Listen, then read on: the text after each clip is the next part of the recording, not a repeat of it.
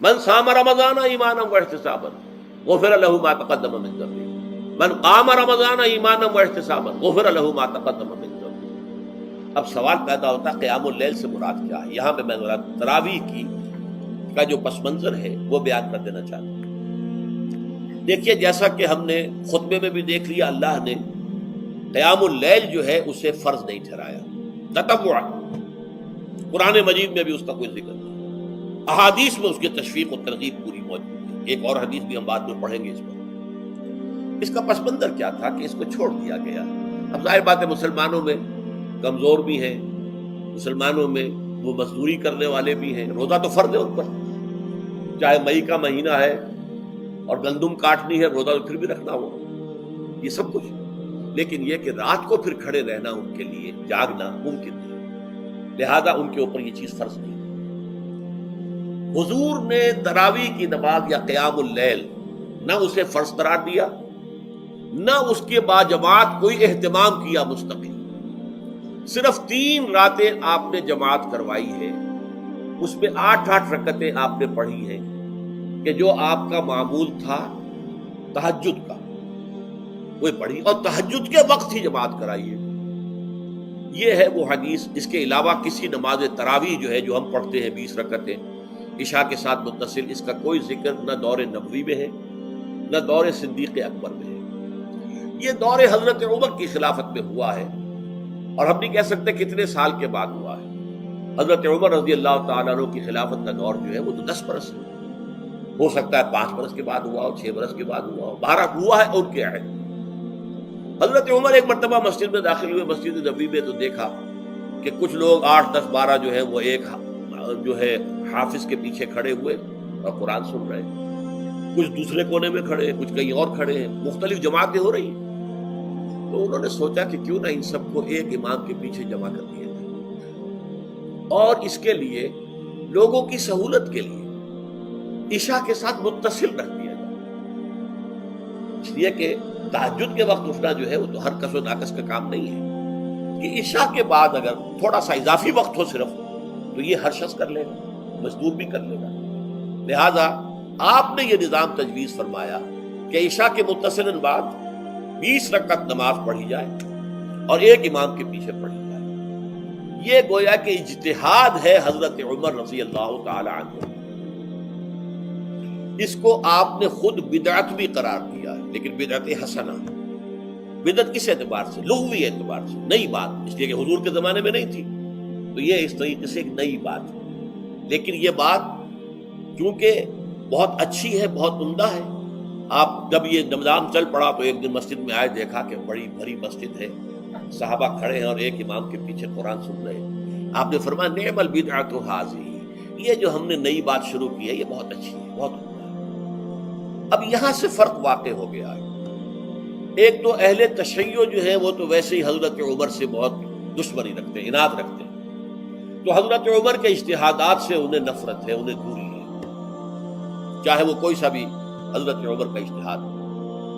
ہمارے ہاں اہل حدیث حضرات بھی در حقیقت حضرت عمر یا کسی اور خلیفہ راشد کے فعل کو وہ سمجھتے ہیں کہ یہ ایگزیکٹو آرڈرز ہیں، یہ ہمیشہ کے لیے نہیں ہے۔ حضرت عمر نے اپنے دور میں ایک نظام قائم کیا، ان کے دور کے لیے ٹھیک تھا، یہ ہمیشہ کے لیے نہیں۔ ہمیشہ کے لیے وہ 8 ہی رکعتوں کے قائل ہیں، وہ تہجد والے، لیکن اس میں بہرحال انہوں نے بھی خود یہ اضافہ کیا ہے کہ وہ 8 رکعتیں وہ عشاء کے ساتھ متصل پڑھتے ہیں، تہجد کے وقت تو نہیں پڑھتے۔ اور حضور نے تو صرف 3 روز جو ہے وہ کرائی تھی جماعت، وہ لوگ 30 دن یا 29 دن پڑھ رہے ہیں، تو اضافہ تو انہوں نے بھی کر دیا، تو نظام میں تبدیلی تو ہو گئی۔ لیکن اہل سنت جو کہلاتے ہیں، ہمارے جو 4 جو ہیں، جو ہمارے مسلک ہیں، حنفی، مالکی، شافعی، حنبلی، ان کا اتفاق ہے اس پر حضرت عمر کا، کیونکہ ان کے سامنے اصول یہ ہے کہ حضور نے فرمایا علیکم بسنتی وسنت الخلفاء الراشدین المہدیین، تم پر لازم ہے کہ میری سنت کو پکڑو مضبوطی کے ساتھ، اور میرے خلفاء راشدین مہدیین جو ہیں ان کی سنت کو پکڑو۔ اس اصول سے یہ چاروں فقہ جو ہیں حضرت عمر کے اجتہادات جو ہیں ان کو بھی پابندی سمجھتے ہیں کہ تمام عمر کے لیے، قیامت تک کے لیے امت مسلمہ پر ان کی پیروی لازم ہے، لہذا اس میں اجماع ہے۔ اور یہاں تک کہ یہ سب سے آخری جو اس میں مسلک پیدا ہوا ہے زمانی اعتبار سے سب سے پہلے مسلک جو ہے حنفی پیدا ہوا، پھر مالکی پیدا ہوا، پھر شافعی پیدا ہوا، اور پھر حنبلی آخری۔ اور امام احمد ابن حنبل بہت بڑے محدث بھی ہیں۔ مسند احمد ابن حنبل جو ہے وہ بہت بڑی کتاب ہے، بہت اہم کتاب ہے، جامع کتاب ہے۔ تو ان کے ہاں بھی 20 رکعتیں ہیں۔ چنانچہ حرمین شریفین میں، سعودی عرب میں، مکے اور مدینہ منورہ میں جو نماز تراویح ہوتی ہے اس کی 20 رکعتیں ہیں، لیکن اہل حدیث حضرات جو ہے وہ اس 8 کے اوپر اکتفا کرتے ہیں۔ بہرحال یہ ایک اختلاف ہے جو میں نے اس کا پس منظر بیان کر دیا، لیکن اس 20 رکعت نماز سے ادا کرنے سے، جو کہ زیادہ سے زیادہ 50 منٹ یا 1 گھنٹہ لگتا ہے، اس سے وہ قیام اللیل کا حق ادا نہیں ہوتا۔ قیام اللیل کا تو کچھ اور ہی تقاضا ہے۔ قیام کسے کہتے ہیں؟ یہ سورہ مزمل سے واضح ہوتا ہے۔ یا ایھا المزمل قم اللیل الا قلیلا نصفہ او انقص منہ قلیلا او زد علیہ ورتل القرآن ترتیلا۔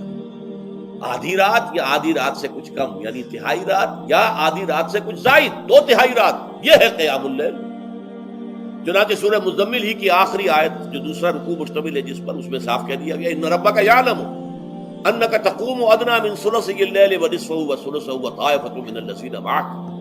اے اللہ کے نبی، اللہ خوب واقف ہے کہ آپ بھی اور آپ کے ساتھ ایک جماعت بھی رات کو کھڑی رہتی ہے، 2/3 رات یا آدھی رات یا 1/3 رات۔ یہ سارا معاملہ جو ہے قیام اللیل کا، گویا کہ کم سے کم 1/3 رات پر اس کا اطلاق ہو سکے گا، یہ نہیں کہ 1 گھنٹے۔ اب اس کے ضمن میں دیکھیے حدیث پڑھیے، تیسری حدیث ہے عن عبداللہ ابن عمرو ابن العاص رضی اللہ تعالی عنہ۔ یہ وہی عبداللہ ابن عمرو ہے جن کی میں نے آپ کو حدیث پہلے سنائی ہے۔ یہ ساری رات کھڑے رہتے تھے، پوری رات، اور ہر روز روزہ رکھتے تھے، جس پر حضور نے منع کیا، لا تفعل، مت کرو ایسے۔ رضی اللہ عنہما، یہ خود بھی صحابی ہیں اور ان کے والد عمرو بن العاص بھی صحابی ہیں۔ ان رسول اللہ صلی اللہ علیہ وسلم قال، کہ اللہ کے رسول صلی اللہ علیہ وسلم نے فرمایا، الصیام والقرآن یشفعان للعبد، روزہ اور قرآن بندے کے حق میں شفاعت کریں گے۔ یقول الصیام، روزہ یہ عرض کرے گا اللہ کی جناب میں، اے رب پروردگار، انی منعتہ الطعام والشہوات بالنہار، میں نے تیرے اس بندے کو دن کے دوران کھانے پینے سے اور اپنی شہوت کا تقاضا پورا کرنے سے روکے رکھا، یہ میری وجہ سے روکا رہا، تو میری شفاعت اس کے حق میں قبول فرما، فشفعنی فیہ، میری شفاعت اس کے حق میں قبول فرما۔ ویقول القرآن، قرآن کیا کہے گا؟ منعتہ النوم باللیل، میں نے اسے رات کے وقت سونے سے، نیند سے روکے رکھا، فشفعنی فیہ، تو اس کے حق میں میری شفاعت قبول فرما۔ حضور فرماتے فیشفعان، ان دونوں کی شفاعت قبول کی جائے گی۔ یہ ہے قیام اللیل۔ یہ قیام اللیل صرف تراویح کی نماز سے جو پڑھ لی جاتی ہے، اور ہمارے ہاں تو یہ ہے، وہاں کم سے کم یہ تو تھا، صحابہ کرام کھڑے ہوتے تھے تو جو قاری پڑھ رہا ہوتا تھا وہ ان کے دل میں اترتا جاتا تھا، اس کا مضمون اور مفہوم جو ہے ان کو معلوم ہے، لہذا وہ اس کی زبان سے نکلا ہوا ہر لفظ ان کے قلب کی گہرائیوں تک اتر رہا۔ یہاں تو یہ ہے پیرٹ لائک حافظ ہے، اسے خود پتہ نہیں میں کیا پڑھ رہا ہوں۔ اکثر حفاظ جو ہے وہ عالم تو نہیں ہوتے، اور جو سن رہے ہیں انہیں کچھ پتہ نہیں ہم نے کیا سنا، تو ٹھیک ہے، کم سے کم ثواب تو انہیں ملے گا کہ انہوں نے وقت نکالا ہے، 1 گھنٹہ ہی اضافی صحیح، لیکن بہرحال اس کا وقت تو انہوں نے نکالا ہے، محنت کی ہے، کھڑے رہے ہیں، ثواب ملے گا۔ لیکن جو مقصد ہے وہ حاصل نہیں ہوتا۔ اس مقصد کے حصول کے لیے اول تو قیام اللیل کی کم سے کم مدت 1/3۔ اگر کوئی شخص فرض کیجئے کہ اس کے ہاں کوئی اور انتظام نہیں ہے، جیسا کہ ہمارے ہاں ہم نے انتظام کیا ہے، بڑے بڑے شہروں میں دورہ ترجمہ قرآن، اس میں ہمیں 5 گھنٹے لگ جاتے، نصف شب کے قریب جو ہے معاملہ ہو جاتا۔ اس میں کیا ہوتا ہے کہ ہر 4 رکعت سے پہلے جو اس کے اندر پڑھا جانا ہے حصہ قرآن کا، اس کا پہلے ہم مطالعہ کرتے ہیں بیٹھ کر، ترجمہ اور کچھ موٹے موٹے نکات کی جو ہے وضاحت، پھر کھڑے ہو گئے اور قاری صاحب کے پیچھے 4 رکعتوں کے اندر وہ 4 رکوع یا جتنے بھی ہیں پڑھ لی، سن لی، پھر بیٹھ گئے 4 کے بعد، پھر اگلی 4 رکعتوں کے اندر جو کچھ پڑھا جانے والا ہے اس کا ترجمہ، اس کی تفہیم ہو گئی، پھر کھڑے ہو گئے، پھر سن لیا۔ اس طریقے سے 5-6 گھنٹے میں تراویح ختم ہوئی، تو تراویح بھی ہو گئی، حضرت عمر کے اجتہاد پر عمل بھی ہو گیا، 20 تراویح ہو گئی، لیکن یہ ہے کہ اس کے ساتھ جو اصل غرض و غایت ہے قیام اللیل کی وہ بھی حاصل ہوئی۔ یہ ہم نے 17 سال پہلے شروع کیا تھا یا 18 سال پہلے، اور وہ انشاءاللہ اللہ کے فضل و کرم سے اب چل رہا ہے، بڑے بڑے شہروں میں ہو رہا ہے۔ لاہور میں جن مقامات پر ہو رہا ہے وہ تازہ جو ندائے خلافت ہے اس کے اندر آپ اس کی فہرست دیکھ لیں۔ کراچی میں تو اس سے غالباً 3 گنا مقامات کے اوپر وہ کام ہو رہا ہے، اور دوسرے شہروں میں بھی ہو رہا ہے۔ تو اس سے در حقیقت وہ غرض و غایت، وہ حکمت جو ہے پوری ہوتی ہے کہ یہ دونوں چیزیں پیرلل ہیں۔ من صام رمضان ایمانا واحتسابا غفر له ما تقدم من ذنبه ومن قام رمضان ایمانا واحتسابا غفر له ما تقدم من ذنبه۔ تو صیام اور قیام جو ہے ان دونوں کا حق ادا ہو جاتا ہے۔